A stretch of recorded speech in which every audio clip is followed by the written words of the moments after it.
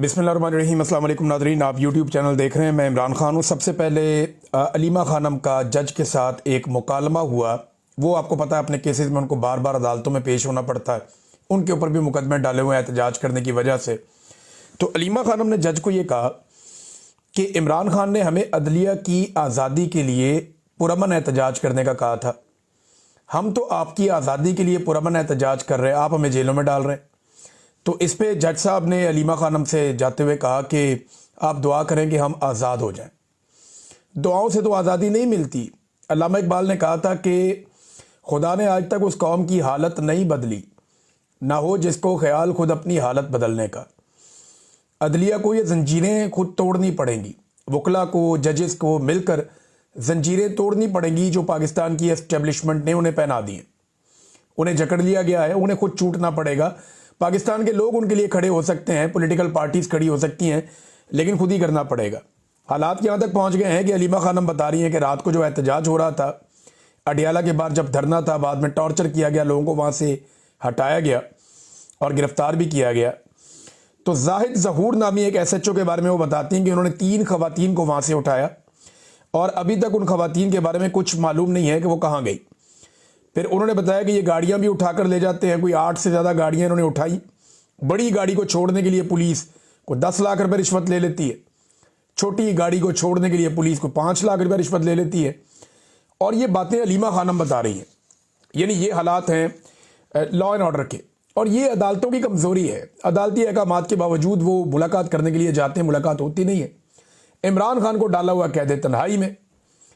अब लगभग इमरान खान साहब को तकरीबन 1.5 माह से ज़्यादा तो ये हो गया कि आखिरी मुलाकात हुई। 1 माह उससे पहले वाला भी है, वो भी मुलाकात नहीं हो। लगभग तकरीबन कुछ 2.5 महीने होने वाले हैं, या 2.5 महीने से ऊपर हो गया कि इमरान खान साहब कैद तन्हाई में, और उन्हें मुलाकातें नहीं करने दी जा रही, उनका बयानिया बाहर नहीं आ रहा। और ये सारा कुछ पाकिस्तान की मिलिट्री एस्टेब्लिशमेंट कर रही है और इनको नॉर्मलाइज करने की कोशिश की जा रही है। दूसरी जानिब स्ट्रीट मूवमेंट की जो मोबिलाइजेशन है वो तेज़ होना शुरू हो गई है। देखिए, मैं आपको एक चीज़ क्लियरली बता दूं, जो मेरे सुनने वाले लोग हैं ना, उनको मैं एक क्लियर लाइन ड्रॉ कर देता हूं। स्ट्रीट मूवमेंट कोई और चीज़ है, स्ट्रीट मूवमेंट के लिए मोबिलाइजेशन कुछ और चीज़ है। मोबिलाइजेशन होती है कि आप लोगों के अंदर विजुअल्स क्रिएट करते हैं, आप जगह जगह जाते हैं, जलसे, जुलूस, रैलियां, ये सारी चीज़ें होती हैं, ये मोबिलाइजेशन है। स्ट्रीट मूवमेंट के लिए मोबिलाइजेशन। लेकिन जो स्ट्रीट मूवमेंट की प्रॉपर तैयारी है वो गली मोहल्ले में, हर जगह पे, हर बंदे की ड्यूटी, हर नौजवान को पता है उसने कितने बजे कहाँ जाना है, क्या ड्यूटी करनी है, बाकायदा नाम लिखे जाते हैं, टेलीफोन नंबर उसके ऊपर मौजूद होते हैं, सारी डिटेल्स होती हैं। वो पूरा एक ऑर्गेनाइज तरीके से चलता है। वो अभी काम शुरू नहीं हुआ, लेकिन मोबिलाइजेशन का काम बहुत तेज़ हो रहा है। आज़ाद कश्मीर के अंदर जो है वो बड़ा एहतजाज हुआ है और ये स्ट्रीट मूवमेंट के लिए मोबिलाइजेशन का काम हो रहा है। नियाज़ी साहब वहाँ पे इमरान खान साहब के बड़े वफादार साथी हैं, वो वहाँ पे काम कर रहे हैं। बलूचिस्तान के अंदर बहुत बड़ी बड़ी रैलियाँ निकली नाज़रीन। मैं तो देख के, मैंने जो पहले मनाज़िर देखे मुझे लगा शायद ये खैबर पख्तूनख्वा है, लेकिन बाद में पता चला बलूचिस्तान है। तो बलूचिस्तान में तो बहुत बड़ा इनकलाब तैयार है। जिस तरह के मनाज़िर मैंने देखे हैं, जैसी रैलियाँ देखी, जैसे लोगों के इज्तिमा देखे, ऐसे तो कोई पोलिटिकल पार्टी अभी वहाँ कर भी नहीं सकती। तो बलूचिस्तान से भी ये सूरत हाल है। खैबर पख्तूनख्वा में स्ट्रीट मूवमेंट की मोबिलाइजेशन की वीडियोज़ आ रही हैं, लगातार आ रही हैं, लेकिन जो टेक्निकली स्ट्रीट मूवमेंट होती है उसकी मोबिलाइजेशन तो शुरू हो गई है, लेकिन वो अमली तौर पे भी ग्राउंड के ऊपर काम प्रॉपर शुरू नहीं हुआ। नादरीन ने एक स्टेटमेंट दिया ताहिर अशरफी ने, वो स्टेटमेंट मैं यहां जरूर आपको पढ़ के सुनाना चाहता हूं। ताहिर अशरफी ने कहा कि, और ये मुलाकात की है इन्होंने अभी DGI-SPR से, कभी ये आर्मी चीफ को मिल लेते हैं, फील्ड मार्शल को, कभी DGI-SPR को, कभी किसी और को। तो ये पाकिस्तान की फौज ने मौलवियों का एक जत्था घेरा हुआ है। ये 14 मौलवी हैं, कभी उधर जाते हैं, कभी उधर जाते हैं, कभी उधर जाते हैं। ये 14-15, ये 2-3 दर्जन मौलवी हैं, और ये सारे दरबारी और सरकारी मौलवी हैं। कभी वज़ीर-ए-आज़म बुला लेते हैं, कभी ओहदे मिल जाते हैं। तो ताहिर अशरफी ने कहा जी कि कौम और फौज के इत्तेहाद से जंगों को जीता जाता है। खैबर पख्तूनख्वा के अवाम फौज के साथ खड़े हैं। देखें, खैबर पख्तूनख्वा के अवाम कहाँ खड़े हैं, ज़रा वहाँ जाके आप कभी पता करें, मौलवी साहब को पता चले कहाँ खड़े हैं। खैबर पख्तूनख्वा के अवाम कई दहाइयों से रास्ते में खड़े, कई दहाइयों से वो अपने घर ही नहीं जा पाए, कई दहाइयों से वो खैमों के अंदर और कैंपों के अंदर खड़े। खैबर पख्तूनख्वा के अवाम कई दहाइयों से नाकों पे खड़े और जनाजों में खड़े। अब खुदा का वास्ता है इनको थोड़ा बैठ के सांस लेने दें। कब तक आपने इन्हें खड़ा रखना और कब तक आपने इनका खून बहाना है? इसके ऊपर ये खुर्रम ज़ीशान साहब का एक ट्वीट है, मैं ये ज़रूर आपको पढ़ के सुनाना चाहूँगा। इन्होंने दिखाया है कि ये खैबर पख्तूनख्वा के अवाम खड़े हैं, इसमें बहनें भी खड़ी हैं, भाई भी खड़े हैं, और लंबी एक लाइन है जिसमें टूटी फूटी पुरानी गाड़ियों के अंदर लुटे पुटे काफिले वादी तीरा को छोड़कर आ रहे हैं। इनके ऊपर इल्ज़ाम लगाया जाता है जनाब ये बड़ा पैसा बनाते हैं, ये करते हैं, वो करते हैं, स्मगलर्स हैं। ये इनकी हालत देखें आप। क्या इस्लामाबाद और रावलपिंडी में बैठे हुए जो स्मगलर्स हैं उनके पास पैसा ज़्यादा है या इनके पास ज़्यादा है? इनकी गाड़ियों के टायर तक तो देखें आप, कहीं से फटे हुए हैं, वो पुराने हैं। गाड़ियों की हालत देखें आप, जो किराए की गाड़ियां लेकर उनके ऊपर, इनके पास तो प्रॉपर वो बक्से भी नहीं है सामान रखने के लिए, पोटलियों में भर भर के लेकर आ रहे हैं। ऊपर से वो अम्मार सोलंकी का जो ISI वाला अकाउंट है, मुबैना तौर पर ये नून लीग वालों ने बताया, और ये ISI के कुछ सहाफ़ी हैं, उन्होंने बताया कि ये ISI का ही अकाउंट है। तो वो जो ISI वाला अकाउंट है अम्मार सोलंकी का, वो एक घर के अंदर से CCTV फुटेज दिखा रहा है और दावा कर रहा है जी ये तालिबान सामान उठा के भाग रहे हैं। और वो जो वहां से TTP के लोग सामान उठा के भाग रहे हैं मुबैना तौर पे, अगर तो वो ठीक है तो भाई गर्मियों में उठा के भागे थे। वादी तीरा के अंदर मौसम का आपको पता है इस वक्त क्या है? इस वक्त वहां पे बर्फानी ठंडा मौसम चल रहा है जबरदस्त किस्म का, और ये जो बंदे सामान उठा के भागे हैं रात के वक्त, ये बंदे तो बिल्कुल शलवारों कमीजों में थे, गर्म कपड़े भी नहीं पहने हुए थे उन्होंने। तो आप लोगों को बेवकूफ समझते हैं, इनके दिमाग में पता नहीं, ऐसा लगता है खोपड़ी में दिमाग है ही नहीं, मोटी खोपड़ी है, समझ नहीं आती इनको कि लोग बेवकूफ नहीं बनेंगे। और मट्टी का घर है भाई, मट्टी का कमरा है, उसके अंदर CCTV कैमरा लगाया हुआ किसी ने, और वो भी उसी जगह पे लगाया हुआ कि यहां चोरी हो जाएगी। लोगों को बेवकूफ बनाना बंद करें आप। ये इन लोगों की हालत है, ये देख लें आप। खुर्रम ज़ीशान इसके ऊपर लिखते हैं, सेनेटर हैं, कि रावलपिंडी से हेलीकॉप्टरों के जरिए लाया गया पंजाबी जर्नैली लफाफी मीडिया देख ले। एक तो पंजाब से शिकवा करते हैं वो लोग, हम क्या करें, यानी मैं पंजाब में रहता हूं, मुझे तो बहुत तकलीफ है, दुख है इनका। पहले भी आवाज़ उठाई, अब भी उठा रहे हैं, माजी में भी आवाज़ उठाने की कीमत चुकाई है। तो ये लगातार, ऐसा नहीं है कि पंजाब खिलाफ है, पंजाब को इस दुख का और तकलीफ का एहसास है, लेकिन बदकिस्मती से वो लोग पंजाब के हैं जो ये जुल्म करते हैं। उन्होंने कहा मीडिया देख ले कि तीरा में जो तुम लोग अरबों खरबों के भंग, चरस, अफयून के कारोबार की बकवासियात करते रहते थे, वहां इनके अरबों के लेन देन की बात कर रहे थे। तीरा की आवाम एक एक जोड़े और चंद कंबल और जानवरों के साथ टूटी फूटी गाड़ियों में आ रहे हैं। वो अरबों खरबों कहां गए? इस जंग की बुनियाद नस्ल परस्ती पर है, ये और कुछ नहीं, पश्तूनों की नस्ल कुशी है। कितनी तकलीफ वाली बात है जो वो कर रहे हैं। ये खुर्रम ज़ीशान साहब ने ये बात की, और ये शिकवा है, इसको शिकवे के तौर पे लें, इसको गद्दारी के तौर पे ना लें। आज बलूचिस्तान के लोग यही शिकवा कर रहे हैं, आज सिंध के लोग यही शिकवा कर रहे हैं, आज पंजाब के लोग यही शिकवा कर रहे हैं, आज कबायली और बलूची हर कोई यही शिकवा कर रहा है। आज आपके आज़ाद कश्मीर के और गिलगित बल्तिस्तान के लोग भी यही शिकवा कर रहे हैं। सारे के सारे पाकिस्तान की मिलिट्री एस्टेब्लिशमेंट से तंग है कि यार उन्होंने नाक में दम किया हुआ है, इनको बोलो अपना काम करें, हमें मुल्क चलाने दें, अपना सुकून का सांस लेने दें पाकिस्तान को। लेकिन नहीं, उन्हें तो अपना फायदा देखना है, उन्हें तो देखना है कि वो किस तरह अपने लिए ज्यादा मुनाफा और ज्यादा ताकत इकट्ठी कर सकते हैं। आसिम मुनीर साहब से ना एक गलती हुई बहुत बड़ी। ये एक नौजवान का मैं क्लिप सुन रहा था, वहां से मुझे ये आइडिया है कि मुझे भी ये बात करनी चाहिए। वो बड़ी शानदार बात की उस नौजवान ने। बहुत सारे लोग क्योंकि हमारे इस प्लेटफॉर्म को सुनते हैं, तो मुझे लगा कि उस नौजवान की बात सब तक पहुंचनी चाहिए, और अल्फाज शायद मेरे होंगे लेकिन उसने जबरदस्त बात की है, शानदार। देखिए, आसिम मुनीर साहब ने ना गलत आदमी पकड़ लिया। इससे पहले भी फौज बंदे पकड़ती थी, लेकिन इस दफा आपने गलत आदमी पकड़ लिया। आपको लगा आप इसको पकड़ेंगे और आपकी जान छूट जाएगी, वो माफिया मांगेगा, गिड़गिड़ाएगा, वो आपको ये कहेगा मेरी जान छोड़ दें। नहीं, ये नहीं हुआ ना। अब आप उसको नहीं छोड़ते तो अवाम आपको नहीं छोड़ेगी, और अगर आप उसे छोड़ते हैं तो आपको लगता है कि वो आपको नहीं छोड़ेगा।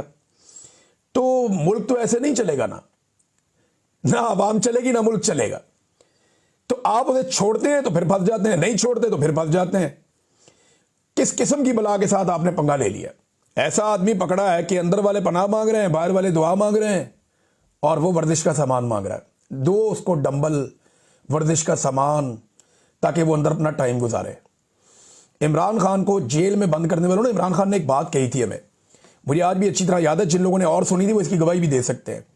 इमरान खान ने कहा था कि इनके पास सिर्फ यहां तक का प्लान है कि ये मुझे पकड़ लेंगे, उसके बाद इन्हें नहीं पता कि इन्होंने क्या करना है। तो वो मुझे भी लगा उस वक्त कि शायद तब तो काम ही खत्म हो गया जब इमरान खान को पकड़ लिया। इमरान खान ने कहा नहीं, इनके प्लान की जो आखिरी लाइन है वो यही है कि ये मुझे पकड़ लेंगे, लेकिन मुझे पता है कि उसके बाद इनके साथ क्या होगा। और इमरान खान के पास बाकायदा पूरा प्लान था अपनी गिरफ्तारी के बाद, जिसको उसने एग्जीक्यूट करके दिखाया। बहरहाल प्लान तो सबसे बड़ा अल्लाह रब्बुल इज्जत का होता है, अल्लाह का प्लान कुछ और था, इन्होंने तो सारा कुछ करके देख लिया। इस वक्त तो हालात ये हैं पाकिस्तान के कि सर्दियों में लोड शेडिंग हो रही है हमारे मुल्क में, यानी बिजली का शॉर्टफॉल 4000 मेगावाट हो गया। देखिए पाकिस्तान में बिजली कम नहीं है, बिजली बनाने की सलाहियत भी कम नहीं है। इन्होंने जो बिजली के कारखाने लगाए हुए हैं वो पाकिस्तान की जरूरियात से दुगने हैं, दुगने से भी ज्यादा है। यानी ये जितनी चाहे बिजली बना के आपको दे सकते हैं, 1 सेकंड की लोड शेडिंग पाकिस्तान में नहीं होनी चाहिए।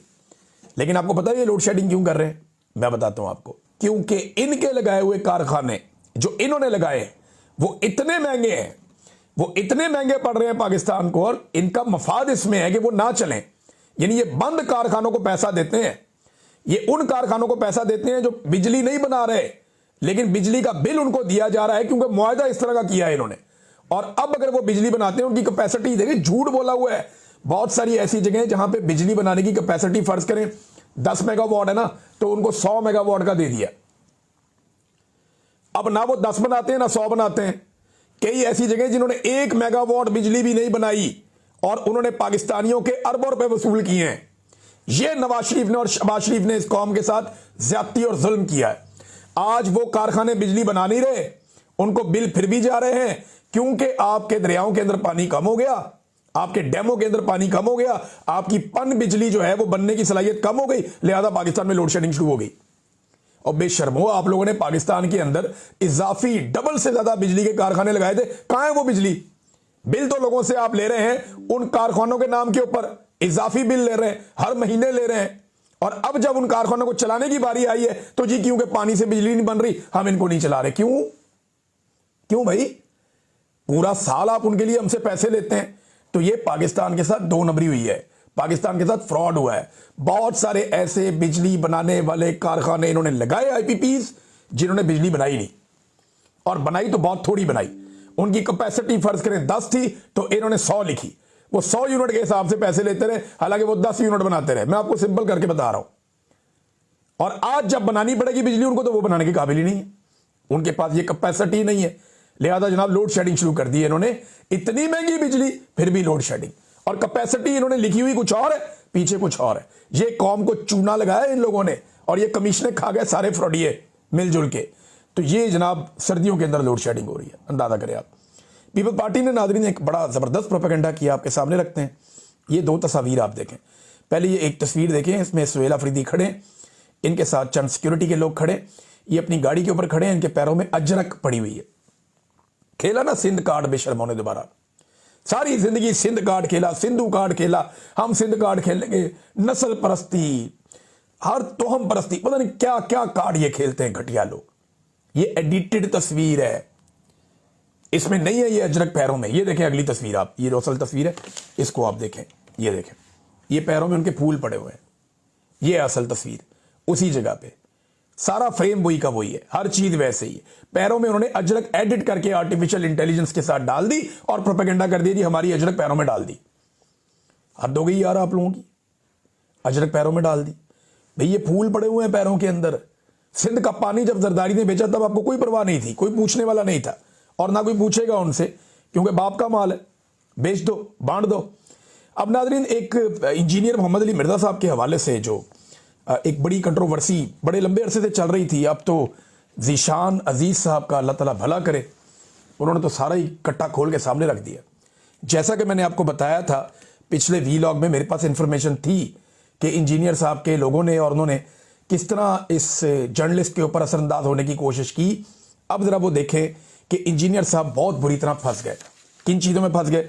नंबर 1, जो उन्होंने मरियम नवाज की तारीफें की उस पर फंस गए कि जनाब वो बहुत अच्छा बोलती हैं, भला निखार के एक एक लफ्ज़ वो ज़ीशान ने निकाल के सुना दिया, जो गालम गलोच और घटिया ज़बान उन्होंने इस्तेमाल किए।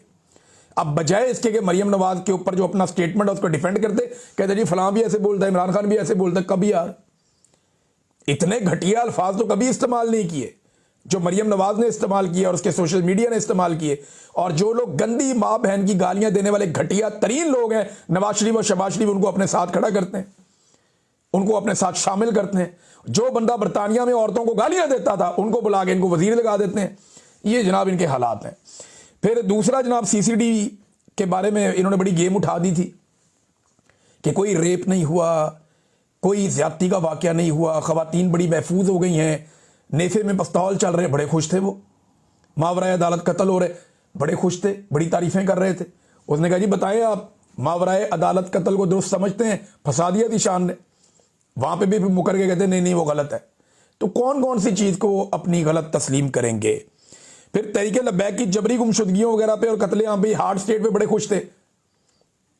तो अब बताएं ना कि तहरीके लब्बैक की क्यादत किधर है? क्या उन्हें जबरी तौर पे लापता नहीं किया एजेंसियों ने? बोले ना उसके ऊपर, आवाज उठाएं, क्यों नहीं उठा रहे आप? आप तो बड़े एंटी एस्टेब्लिशमेंट बनते हैं, तो निकले बाहर, अपनी एकेडमी से बाहर निकले, एहतजाज करें, खड़े हो लोगों के साथ, कुतबे हाथ में लेकर खड़े हो, रोला डालें, कहें आपके जनाब जबरी गुमशुदगी हुई है, रिजवी बरादरान की उनको छुड़ा के लाओ। क्यों नहीं आप कर रहे? आवाज उठाए ना। हम तो हर जगह आवाज उठा रहे हैं, हर जगह रोला डाल रहे हैं, जो हमारी कैपेसिटी हम कर रहे हैं। पाकिस्तान तहरीक इंसाफ अपने बदतरीन मुखालिफों के साथ खड़ी हो गई कि नहीं यार जबरी गुमशुदगी है, लेकिन ये इंजीनियर मोहम्मद अली मिर्जा साहब नहीं खड़े हुए, ये ज़ीशान ने इनको एक्सपोज करके रख दिया।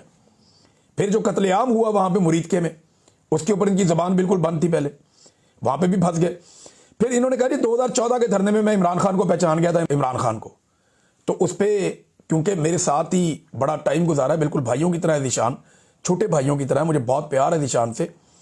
तो ज़ीशान को ये पता था कि ये मेरे से रब्ता करते रहे और मेरे से कोशिश करते रहे 2019 में, 2020 में कि मेरी इमरान खान से मुलाकात करवा दें।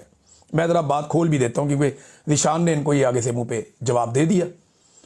तो मैं आपको खोल देता हूँ बात कि इंजीनियर मोहम्मद अली मिर्ज़ा साहब ने मुझे कई दफ़ा रब्ता करके ये रिक्वेस्ट की कि मेरी इमरान खान से आप मुलाकात करवा दें इमरान साहब। तो मैंने उन्हें कहा जी कि वो वज़ीर आज़म है पाकिस्तान का, मैं आपको कहाँ से मिलवाऊँ? मैं आपकी उनके स्टाफ के साथ बात करवा देता हूँ और वो फिर आपकी मुलाकात अरेंज करवा देंगे अगर उनको मुनासिब लगेगा। तो ये मैंने अपना वादा पूरा कर दिया था। दूसरा, इंजीनियर साहब और उनके लोग बहुत सारे लोगों से रब्ता कर रहे थे, मेरे से भी किया था कि हमें पुलिस की सिक्योरिटी चाहिए। उस वक्त जब इनके ऊपर एक हमला हो गया था कातलाना, अल्लाह ताला उन्हें महफूज रखे, तो मैंने तो खुद से इनको फ़ोन करके ऑफ़र किया था कि जी मैं अपनी सिक्योरिटी, मेरे पास है सिक्योरिटी के लोग, कुछ अच्छे बाएतमाद लोग हैं, तो मैं आपके पास भेज देता हूँ, इंजीनियर साहब आपकी सिक्योरिटी का फौरी बंदोबस्त कर लेते हैं। उन्होंने कहा नहीं जी मुझे पुलिस की सिक्योरिटी के लिए वो बार बार कह रहे थे। तो मैंने उनसे कहा जी मैं कोशिश करता हूँ, देखता हूँ, बातचीत करता हूँ, लेकिन पता नहीं मुझे उसमें क्या हुआ। लेकिन मैंने उन्हें अपनी ऑफर दी थी कि जनाब मैं सिक्योरिटी आपको दे देता हूँ। लेकिन इनकी दिलचस्पी इस बात में थी कि इनको कोई एजेंसियों की तरफ से या कोई ऐसे कोई मदद मिले। तो मैं तो अब उतना वो मेरा था भी नहीं, मैं एक जर्नलिस्ट हूँ, मैं अपना काम करूँ या ये काम करूँ। तो इनको वज़ीर आज़म से भी मिलना था। हालांकि 2014 में इनको लगता है इमरान खान बहुत बुरा आदमी है, 2019 में ये मेरी मिन्नतें कर रहे हैं कि इमरान खान से मुलाकात करवा दो, और ये कह रहे थे इमरान खान का मैं बहुत फ़ायदा करूँगा, और उस वक्त ये इमरान खान की बहुत तारीफें भी कर रहे थे। फिर नाजरीन एक और इन्होंने सवाल फीड कर दिए पकड़ के ज़ीशान को। ये कैसे बेवकूफ़ लोग हैं, यानी ये ज़ीशान से चाहते हैं कि इमरान खान की निजी ज़िंदगी के ऊपर घटिया तरीन जो कैरेक्टर असैसिनेशन करने वाले सवालात हैं वो पूछो हमसे, फिर कब्रों पे सजदों वाले सवालात पूछो हमसे, इमरान खान से जोड़ो उनको। ये मिर्ज़ा साहब की और उनकी टीम की ख्वाहिशें आप चेक करें। ज़ीशान ने पकड़ के मुंह पे रख दिया कि जनाब आप ये ख्वाहिशें कर रहे थे। अब मुझे एक और बात भी पता चली है कि सिर्फ ये नहीं है, कुछ और भी जर्नलिस्ट हैं हमारे, और मुझे उनके थ्रू ये बात पता चली, उनकी टीम के थ्रू, कि उनको बाकायदा इंजीनियर साहब सवालात लिखवाते रहे हैं मुख्तलिफ शख्सियात के इंटरव्यू से पहले, खास तौर पे मजहबी शख्सियात। एक का तो मैं नाम भी ले लेता हूं, मौलाना तारिक जमील साहब या मुफ्ती तारिक साहब हैं, और कुछ और लोग हैं। इनके जो इंटरव्यूज थे उनसे पहले ये बाकायदा सवालात लिखवाते थे, सवाल लिखो, इनसे ये भी पूछो, इनसे ये भी पूछो, इनसे ये भी पूछो। अंदाजा करें आप कैसा प्रोपेगेंडा करने वाला शख्स है, और हम इन्हें क्या समझते थे। फिर इन्होंने एक और झूठ बोला, वो भी पकड़ा गया। अरशाद भट्टी को कहते हैं जनाब कि मैंने खत लिख के अपने कारकुनों को मना किया कि बाहर नहीं निकलना, यानी अपने स्टूडेंट्स को मैंने मना किया, वरना लाखों मेरे स्टूडेंट्स हैं, तो ये वो। तो अरशाद भट्टी साहब मान गए। ज़ीशान ने कहा जी खत दिखा दें, कहते जी खत तो नहीं लिखा, मुकर गए। खत दिखाओ यार, जी हाँ तो नहीं है, नहीं कहाँ है, किसी के पास है, 50 बंदे खड़े हैं, किसी को बोले दिखा दे, किसी के फोन में होगा, नहीं जी वो नहीं लिखा। देखें कैसा झूठ बोला, एक बंदे को कहा मैंने खत लिखा, दूसरे को कहा जी मैंने नहीं लिखा। फिर जनाब इन्होंने बाबों के खिलाफ हमेशा बयानियां बनाया, लेकिन जब पकड़े गए तो खुद बाबा बन गए। हमेशा इन्होंने बुतों को तोड़ा है, आज ये खुद बुत बन गए। इन्होंने कहा जी मेरे लाखों चाहने वाले हैं, मेरे लाखों जो है वो मेरे फॉलोअर्स हैं, मैं मजहबी पेशवा हूं। लाखों लोगों की आप दिल छन्नी कर रहे हैं, यानी आप खुद भी एक बाबा बन गए हैं। अब आपसे सवाल भी नहीं हो सकता, बाकी बाबों से आप सवाल करें, आपसे सवाल करें तो लाखों लोगों के दिल छन्नी हो जाते हैं। अंदाजा करें आप इनका, ये क्या हरकत की इन्होंने। और ये एक तरह का थ्रेट है कि लाखों लोगों के, अच्छा ये जो उठता ना कहता लाखों लाखों लाखों, वो ताहिर रशीद भी उठते हैं 30 लाख उलमा और तुलबा, ये उठते जी लाखों। मेरा इन्हें चैलेंज है भाईजान, ये भावें अपनी अकेडमी तो तुम बाहर ना हो, ताहिर अशरफी और ये दोनों मिलकर साथ अपने बेशक 2 4 5 और भी इधर उधर आजकल भाग दौड़ कर रहे हैं लोग, उन्हें भी इकट्ठा कर लें। आप सारे मीनारे पाकिस्तान के ऊपर ना 1 लाख बंदा इकट्ठा करके दिखा दें। लाखों लाखों लाखों आप रोज कहते हैं, और एक दिन आप इमरान खान को मौका दें, वो आपको इकट्ठा करके दिखा देगा। एक दिन में इकट्ठा करके दिखा देगा, 1 लाख क्या 10 लाख कर देगा आप। वो ऐसी सिचुएशन में वो है। तो ये लाखों लाखों की कहानी सुनाते हैं। स्टूडेंट है जो इनकी वीडियो के पास से भी गुजर गया, वो इनका स्टूडेंट हो गया। मुझे एक दिन पता चला मैं भी इनका स्टूडेंट हूं, मैं तो हैरान हो गया।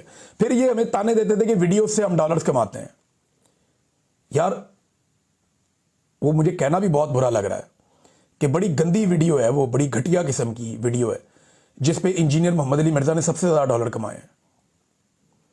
बहुत ही घटिया उसकी कैप्शन है, बहुत गंदी वीडियो है, और उसके ऊपर जो है वो कैप्शन लिख के तो उसके ऊपर सबसे ज्यादा वीडियो पे इन्होंने पैसा कमाया।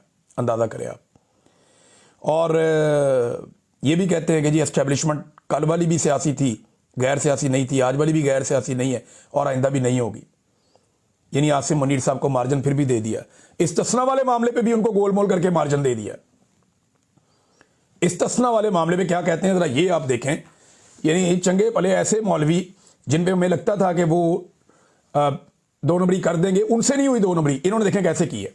फील्ड मार्शल और वजीर आजम ने हालातों वाकयात और नजरिया जरूरत के तहत ताहयात इस्तिस्ना लिया। जिस तरह कुरान पाक में भी 4 मकामात पर आया है कि अगर जिंदगी मौत की कशमकश बन जाए तो आप मुर्दार भी खा सकते हैं। यार उनकी कौन सी जिंदगी मौत की कशमकश बन गई है। वो फील्ड मार्शल को कोई कानून को कोई जज पकड़ने वाला है, उसको कोई फील्ड मार्शल को या आपके सदर पाकिस्तान को कोई जज पकड़ने वाला है, कोई एसएचओ उनके पीछे भाग रहा है, कोई एसपी उनके पीछे लगा हुआ है, कोई थानेदार उन्हें गिरफ्तार करना चाहता है, कोई उनके ऊपर एफआईआर हुई है जो जिंदगी और मौत का मसला बन गया, ताहयात इस्तिस्ना ले लें। इंजीनियर साहब कौम को चूना ना लगाएं। जब उम्र फारूक रज़ी अल्लाह ताला अन्हु ने नहीं ना लिया, जब हमारे प्यारे आका नबी अकरम सल्लल्लाहु अलैहि वसल्लम ने नहीं लिया, तो फिर किसी XYZ का जो उनके पैरों की खाक के बराबर भी नहीं है उसका भी नहीं बनता। ये कोई आसमान से उतरे हुए नहीं है, या इनके हालात कहीं हमारे आका नबी अकरम सल्लल्लाहु अलैहि वसल्लम से या हमारे खुलफाए राशिदीन से ज्यादा मुश्किल नहीं है। आप इनके लिए जवाद घड़ के अपनी आखिरत खराब ना करें मिर्जा साहब, बड़ी मेहरबानी आपकी। फिर खुद आंड में कह देते हैं जनाब मेरे नजदीक ये दुरुस्त नहीं है, मैं कभी भी इस तरह का इस्तिस्ना ला लूंगा। आपको दे कौन रहा है इस्तिस्ना? कौन आपको दे रहा है जनाब इस्तिस्ना? मैं कभी भी ना लूं। आप आर्मी चीफ हैं, आप सदर पाकिस्तान लगे हुए हैं। ये तो उन लोगों के लिए जिन्होंने जुर्म करने हैं। आपने ना जुर्म करना, ना अच्छा करना, ना बुरा करना, आपने तो यही करना है जो आपसे करवाया जा रहा है, आप खुद ही करते जा रहे हैं। मेरी समझ से बाहर है ये किस तरफ चल पड़े हैं। बहरहाल नाज़रीन, वीलॉग को यहाँ खत्म करते हैं। अब तक के लिए इतने, अपना ख्याल रखिएगा, अपने चैनल का भी। अल्लाह हाफ़िज़।